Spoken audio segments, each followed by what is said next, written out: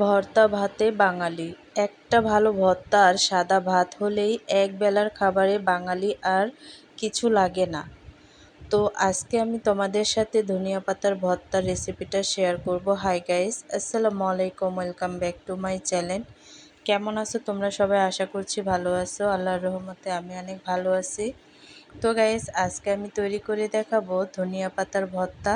তো এই ভর্তাটা সচরাচর সবাই কিন্তু অনেকটা পছন্দ করে আর খেতেও ভালোবাসে।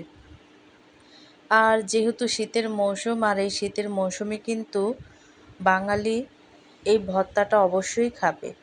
তো তার জন্য এখানে আমি কাঁচামরিচ নিয়ে নিছি, আর রসুন নিছি, আর ধনিয়া পাতা নিয়ে নিছি। তো ভালোভাবে ধুয়ে ফ্রেশ করে তারপরে কিন্তু একটা হাঁড়িতে আমি দিয়ে দিব রসুন, পেঁয়াজ কুচি, কাঁচামরিচ।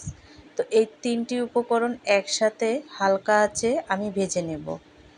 তো ভিডিওটি ফার্স্ট থেকে লাস্ট পর্যন্ত দেখতে থাকো, আশা করছি ভালো লাগবে। আর ভালো লাগলে প্লিজ একটি লাইক আর একটি সাবস্ক্রাইব করে পাশে থাকবে।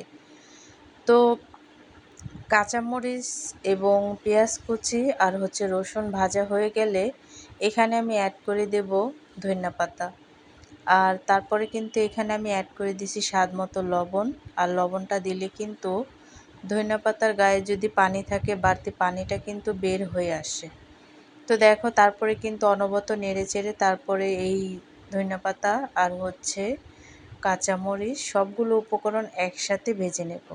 তো ভাজতে ভাজতে দেখো, এই ধনিয়া পাতার গায়ে যে পানিটা ছিল এবং আরও যে উপকরণ দিছি সব কিছুর থেকেই কিন্তু পানিটা বের হয়ে গেছে। আর এই পর্যায়ে এসে এই পানিটাকে একেবারে শুকিয়ে আমি ভাজা ভাজা করে নেব। তো দেখো, একেবারেই কিন্তু ভাজা ভাজা করে নিছি। আর দেখতেই পাচ্ছ একেবারেই কিন্তু ধনিয়া পাতার গায়ে থেকে শুকনো হয়ে গেছে পানিটা শুকিয়ে।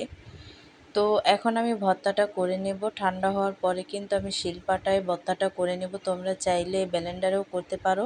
তো শিলপাটায় করলেই কিন্তু ভর্তার স্বাদটা আরও দ্বিগুণ হয়। তো দেখো, ভর্তাটা আমি বেটে নিছি। আর নেওয়ার পরে কিন্তু ভর্তাটা একেবারেই রেডি খাওয়ার জন্য। তো আমি পরিবেশন করে নিছি। তো এই ভর্তাটা করতে তেমন একটা সময় লাগে না, আর বেশি একটা টাইমও লাগে না এই ভর্তার রেসিপিটা করতে। তো অল্প সময়ের মধ্যেই কিন্তু এই ভর্তাটা করে নেওয়া যায়। আর এই ভর্তা যদিও অল্প সময়তে করে নেওয়া যায়, তারপরে কিন্তু স্বাদটা কিন্তু দ্বিগুণ হয় আর খেতে অনেকটা ভালো লাগে।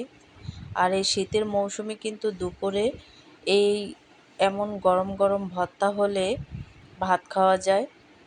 তো আজকের রেসিপিটা কেমন লাগছে অবশ্যই কিন্তু কমেন্টে জানাবে। তো অন্য কোনো রেসিপি নিয়ে তোমাদের মাঝে আবার চলে আসব। আজকে এই পর্যন্তই। সবাই সুস্থ থাকবে, ভালো থাকবে, আর এই রেসিপিটা অবশ্যই ট্রাই করবে। আল্লাহ হাফেজ।